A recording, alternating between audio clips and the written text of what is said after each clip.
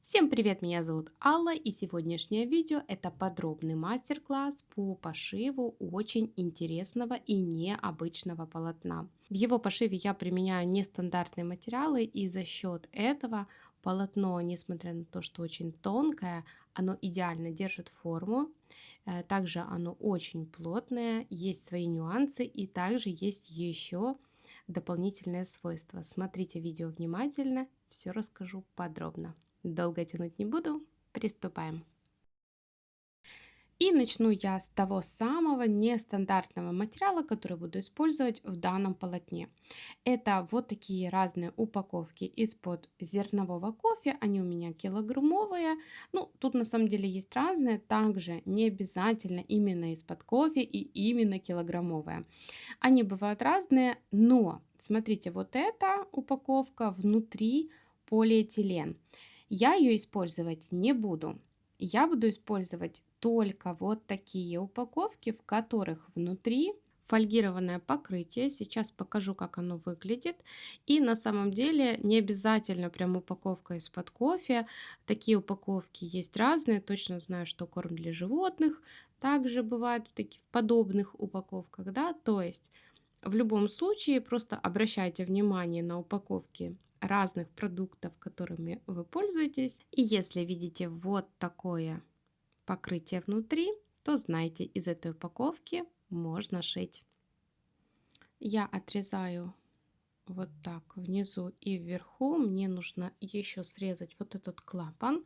Он находится внутри. Для этого возле шва вот так разрезала вот этот клапан. Салфеточкой я все убираю, протираю. Утюжить этот материал не нужно, так как будут заворачиваться края. Это я вам покажу наглядно. Вот тут срезаю то место, где есть клапан. И также швы, которые у нас вот тут на лицевой стороне, я их буду фиксировать. Сейчас вы видите, что я взяла проутюжку. Вот как бы утюжу. И видите, тут край, он сразу же заворачивается. И в исходное положение он не возвращается. Я думала, что когда он остынет, он вернется в свое положение, но нет. Все-таки это специфический материал, поэтому я вот первую попробовала проутюжить, далее не утюжила и разницы никакой. Далее иду к машинке, складываю полотна. Сначала я соединю их, и затем уже вот эти все швы и свои, которые сделаю, и те, которые у меня уже присутствуют на упаковках, я их зафиксирую. Складываю изнанка к изнанке и просто прошиваю обычной прямой строчкой. Закрепку лучше сделать, так как это жесткий материал, поэтому может распускаться строчка во время шитья. Длина стежка не важна, можно самый крупный стежок делать. И вот так прошиваю. Теперь, смотрите, вот так выглядит. Разворачиваю. И только что получившийся мой припуск я вот так загибаю на одну сторону и делаю опять же прямую строчку. Вот так. Таким образом я его фиксирую, и таким же образом я фиксирую все остальные. Ну, это не швы, да, это спайка. Ну, давайте будем говорить все остальные припуски.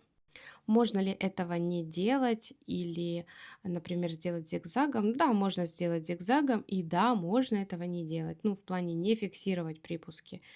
Ну, смертельного ничего не произойдет, но, как по мне, вот когда припуск этот зафиксирован, вот так это выглядит с лицевой стороны, вот так с изнаночной, то это полотно на ощупь и на вид становится более ровным. Ну и далее я продолжаю, делаю все точно так же, собираю нужное мне по размеру полотно. И тут вы уже видите, что вверху у меня только задние части из 3 упаковок, и тут полностью 3 упаковки без учета клапана. Тут я выровняю, потому что вот вы видите, как закручивается край, который я утюжила. Ну и вот так выглядит изнанка. Теперь я буду собирать основу, и для этого мне нужно 3 слоя. Первое — это мои упаковки из-под кофе, которые будут в качестве уплотнителя. Далее нужен утеплитель.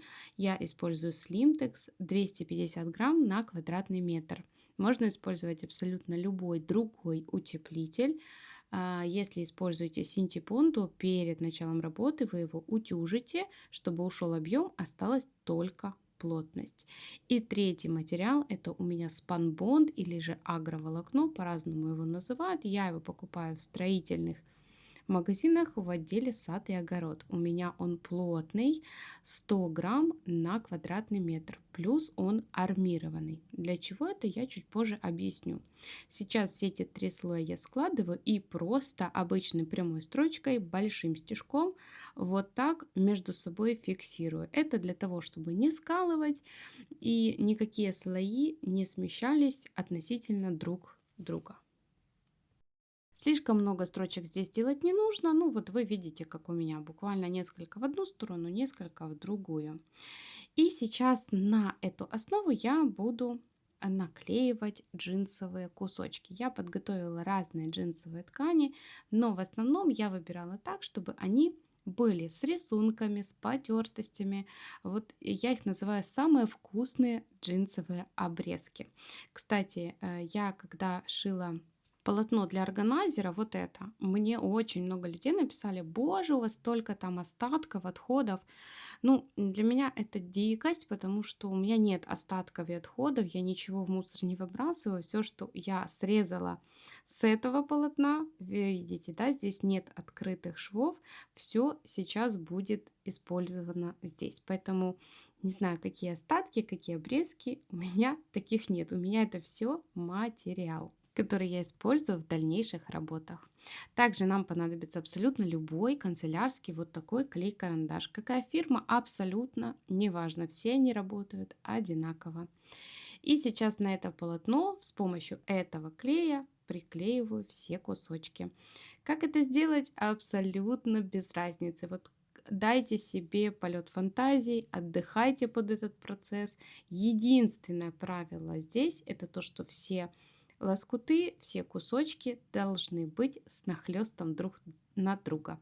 Все, в остальном хотите по горизонтали, хотите по вертикали, вверх, вниз, вообще абсолютно без разницы.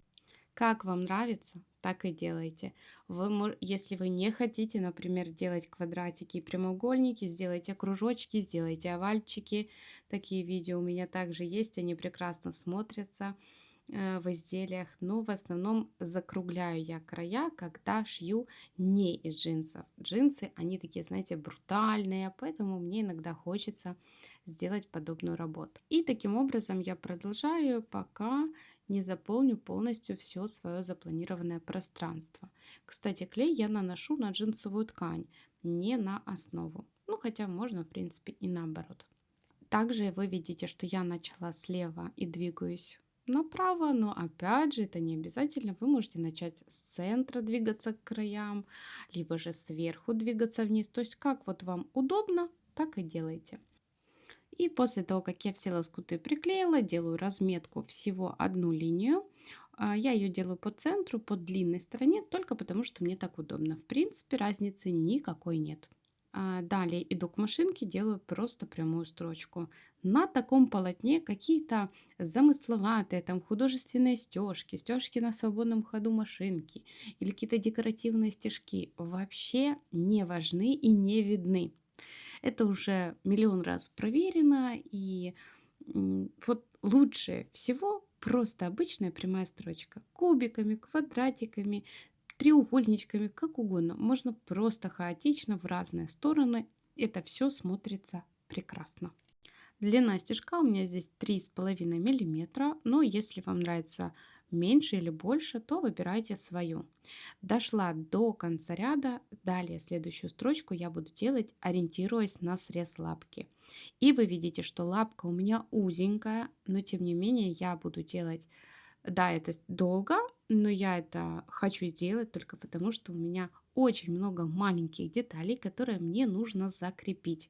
Вот сейчас машинка идет по длинной детали, здесь у меня деталь меньше, и вы видите, что к краю она будет совсем маленькая. Поэтому если я начну делать стежку квадратами, например, 3 на 3 сантиметра, то некоторые из лоскутов я просто не зафиксирую. Мне это не нужно, поэтому вот таким образом, ориентируясь на срез лапки, я делаю строчки или линии в одну сторону и затем в другую. Теперь давайте поговорим о свойствах данного полотна или данного материала, который используется в этом полотне. Первое, которое вы уже поняли, я уже об этом сказала, в качестве уплотнителя этот материал идеален. То есть он не дает толщину, но дает плотность, и изделие с таким материалом отлично держит форму. Но также это полотно является термополотном.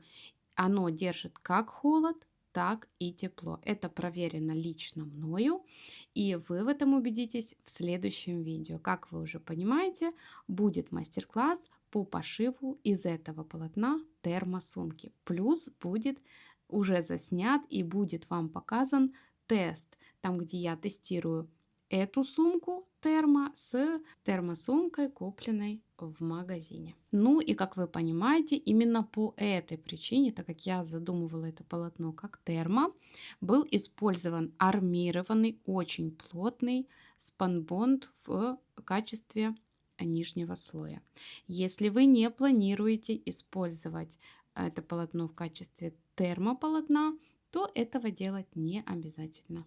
И вот так выглядит полностью простеганное полотно. Кстати, выкраивала я, конечно же, с запасом, так как любая стежка может дать перекос, может дать усадку. Ну, вы видите, что тут очень мелкая стежка, вот такая. И, кстати, стежка также дает такую плотность, да. Но на самом деле в этом полотне стежка играет самую, наверное, последнюю роль. В первую очередь это уплотнитель, который. Ну и здесь, в принципе, да, утеплитель 250 грамм, это немало. Плюс армированный спанбонд, также очень крепкий и плотный материал. Ну, в общем-то, вот так. На этом видео будет подходить к концу. Если вам понравилось, поставьте лайк и напишите комментарий. Также подписывайтесь на канал, если вы еще не подписаны. Ставьте колокольчик, чтобы не пропускать новые видео и видеть их первыми. Если остались какие-то вопросы, пишите их в комментариях. Все их вижу, все читаю и обязательно отвечаю. На сегодня все. Всем пока-пока и до новых встреч на моем канале.